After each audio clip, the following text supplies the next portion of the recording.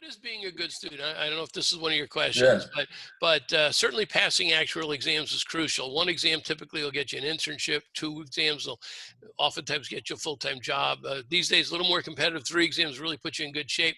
But you also need a good GPA. You need extracurricular activities. You need leadership. You need to be able to walk, talk, and chew gum, as I like to say. Good communication skills. Be able to, to write well and speak well. These are all important. This is what companies want. So do more than just memorize. That's my advice. Do more than just uh, learn a formula. Understand why that. So I say to students, don't ask yourself, how do I do it? Ask yourself why you're doing it. Why are you taking each step in this mathematical process? When you can do that, that's when you're going to be successful. My name is Albert Cohen. I grew up in Vancouver, Canada. I got my undergraduate and master's at a place called Simon Fraser University. And then I did my doctorate in mathematics at Carnegie Mellon University in Pittsburgh, where I met my wife. And I go back there often. It's definitely a second home to me. But my PhD is in mathematics. It's not in insurance, although some of the areas I studied and I still research in are mathematical finance, which overlaps heavily with, in the risk management family with insurance. And so notions of complete versus incomplete market pricing, these kinds of ideas that kind of bounce between insurance and finance, that's sort of the things that I'm interested in. But yeah, so I came to Michigan State as a postdoc, and ostensibly I was going to leave after a couple of years. And then the Great Recession hit, and the number of jobs were not as plentiful. And then this opportunity came to help build from what was called a specialization, sort of Michigan State's term at that time, or sort of like a minor, into a major. And so we partnered with local, and I would even argue some national industry partners to get their input on how do we design a program. Like it's a once in a lifetime opportunity to build a major. How do we do it such that we get the maximum buy-in from industrial partners? So we open up this pipeline to get, just to get, students into the industry. Because, we want to, it's not just building up a brand, but really building up a community partnership where folks can go into industry. And we're blessed, obviously, being here in Lansing with a lot of insurance companies, just as you are, for example, in the Northeast in Connecticut, that there is a natural home for students to get jobs here. But just to make sure that if we're going to do this, we're going to do this right, that we have an audience that we're receptive to, that it's an academic degree, so there's rigor baked into the design of the curriculum, but it's also something where, students are able to pass exams. I mean, because at the end of the day, you have to be accredited as an actuary to keep moving forward in your career. We're very well aware of this. But also in tandem with that, that they have the ability to ask good questions. Right? And so when we started this back in 2010, data science was not in its infancy, clearly not. But the ability to program easily, whether it's web-based browsers, whether it's just multiple avenues to build up your data analysis skills, they weren't as plentiful as they are now. And you're noticing this shift of actuarial science, just like in finance, into more sort of data-centered approaches. And so we're moving with that as well. But just in general, how do we build a program that is receptive to industry, but is also a natural fit in an academic environment as ours? That was sort of my role at the beginning. And it's sort of grown into sort of program development, corporate education, these kinds of things that I really love being in the teaching field. And I love all audiences. And so as a sort of, I guess I should mention in the background here is, this is my son's kindergarten classroom. We're in his e-kindergarten classroom. And so it's Halloween coming up. And so we have all the pumpkins and things like that up there. And so just doing a lot of teaching and spending time at home, which admittedly is very hard for me. I'm an outgoing mathematician and I love to be around folks. And of course, this is a different time. So instead of being in my office, going for walks, getting coffee, enjoying the fall here in the Midwest, I've been at home a lot. So doing a lot of reading, catching up on some good books, and doing some mathematical research, but just a lot of teaching.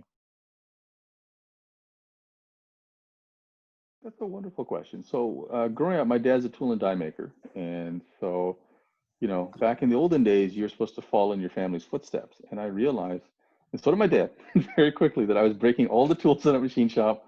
I was not designed for this. And then I said, okay, I'll be an engineer. I'll be a mechanical engineer, and I'll contribute that way. And I realized that I didn't like the drawing part, but I really love the math and the physics of it. So my dad, I won the lottery in that sense with my dad. Support me, said, Albert, it's fine. Just as long as you can take care of yourself, whatever you do is fine. And I still feel guilty about it because, my dad is in his 70s. And I sometimes think, what if I had helped out with the machine shop? But it wasn't for me. And so following my passion and being supported in doing so was the best thing. And so that passion led me to mathematics, but it could very easily lead somebody to insurance. You might find yourself, for example, be interested in sports analytics. And I work with a group of students that we look at analytics in sports and applying these sort of actuarial modeling tools to sports, because these tools are quite malleable. You can apply that kind of reasoning to, for example, if you look at a player's contract, I mean, you look at mortality of a human life, heaven forbid, but you also look at the mortality of an athlete's career, right? An athlete, in different positions, you have different wear and tear on your body, and you get paid differently. And so if you were to take an actuarial approach as a general manager or as a player agent, you could maybe talk about valuation of a player's contract in terms of a net present value of cash flow, in terms of how they help a team win. And you have all these different statistics like wins above replacement and these things. So I think whatever your passion leads to, it'll lead to. And I think actuarial science and data and analytics, data science, they're a collection of skills where you're able to look at data in an objective way, but you can still fit your passion into it. Like, just to summarize my view of insurance, insurance basically is a way to alleviate day-to-day concerns of a company and let them focus on their core business. So if I'm making widgets, but I also am, required to provide health insurance for my employees, right? That takes away from my ability to focus on making the widgets, right? And marketing them and all these things. That's just one more thing on my plate. So an insurance company helps me to provide insurance for that company. And those folks go back and do what they're meant to do. And so I think that if you have a passion for helping people, right? And like saying, look, I really love what you're doing, but I want to help you get there by helping you focus on the core business. That's a reason to look at insurance. If you're looking for a very broad set of skills, I think actuarial science is a good choice. I think mathematical finance, again, like this is my background, so take what I say with a grain of salt, but mathematical finance is what I'm really interested in. But there's a lot of overlapping skills.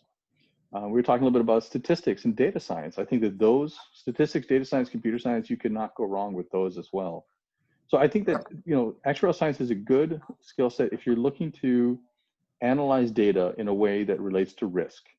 So risk is sort of like energy. It can't be created or destroyed. In our case, it can just be mitigated, like, dealt with or priced.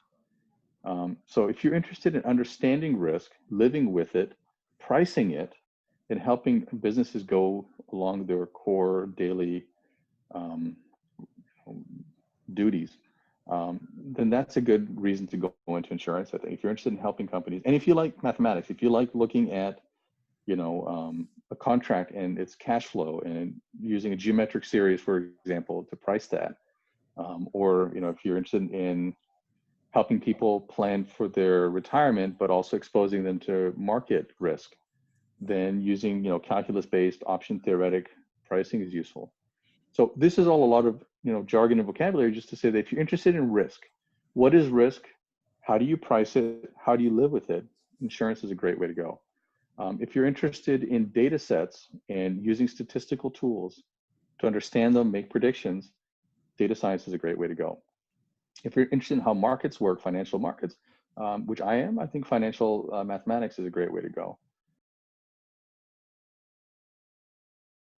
The real test is, can you communicate technical ideas to a non-technical audience, right? Because somebody that's going to be, if you're working as an actuary, for example, or as a data scientist, the folks that are working with you might not have, and most likely don't have that background, and they're making a decision based on your ideas and your calculations. And you have to be able to explain to them why they should go one way versus another, for example, why they should make this choice versus another choice. So being good at math is very important, but my word, I mean, being able to communicate what you're doing is as valuable. And that's one of the things I can share with you when we developed the actuarial program. That's one of the things that we heard over and over again. So here at Michigan State, I'm very proud to say we have a class called Math 491B, which is a teamwork experience class. It's a 1-credit class, but it's just designed specifically for how do we get students to communicate within a group. So to divide up amongst themselves what work they have to do and communicate every week, you know, as a deliverable, like, what did you do? This is the goal for the next week, you know. So being able to communicate within a group and to folks that are going to be making choices based on your calculations, very important. And so you don't have to have a math background to do that. You don't have to have an actuarial background to do that. You just have to be able to be comfortable working with numbers, spreadsheets. And I think one of the things I think you and I, you know, just with our chat before, we can maybe push forward as an idea is being perseverant. Right? You may not know the answer now, but if you stick with it, you will get it. I promise you. It might take you longer, it might take you less. But I guarantee you, the more you do this, the more you stick with sort of quantitative reasoning, I think the easier it gets. The real test is, can you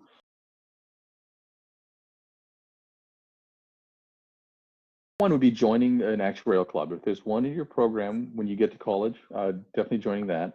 But at high school, here's something that I'm going to suggest that a dear friend of mine, a mentor of mine mentioned in the insurance industry, is be comfortable with public speaking. And this seems kind of odd because in actuary, you're going to be sitting down and working with the group, but you're going to do a lot of solitary work with a spreadsheet and with calculations, you know, mortality tables if you're a life actuary. But I think being able to communicate those ideas, maybe even in a gregarious, outgoing way, but at least in a way that you can communicate your comfort. So public speaking, believe it or not, or something like this where you feel comfortable communicating ideas. And you know, these sort of public speaking things like Toastmasters or things like this, where you just pick a topic and talk about it in public. Those are the kind of things like I do this is how I make my living. Like what I'm doing now with you, I do either remotely or, you know, back, you know, on campus, I'll do it in public. And I learn a lot because as you're speaking, you're going to make mistakes. You're going to make typos. Yeah. And the one thing I learned early on is to own up to those mistakes and don't try to cover them up. Like, hey, I made a typo. Let me correct it. Or, you know what? That's a great question. I don't know how to answer that. Let me come back to you. The Rail Club. I think the other thing is really starting as early as possible on your programming. So R and Python, there are web-based browsers. There are online certificates that are really, you know, inexpensive, like these massive open online classes that you can take through reputable universities and companies now that offer them. They're massive, so you can get help from a forum, let's say, but you go through a set of videos and you learn how to program. And if you pay upfront the really, in my opinion, nominal fee, you get a certificate. So that shows that, you know, in your first year, you've got a couple certificates, you know, from ABC University in Introduction to R or data visualization with Python. And I've got a couple of those on my CV. I'm very proud of those. 3 things I'd say again are communication, like Toastmasters, something similar, joining an actuarial club, and learning how to program in your first year. You're well on your way to doing just fine.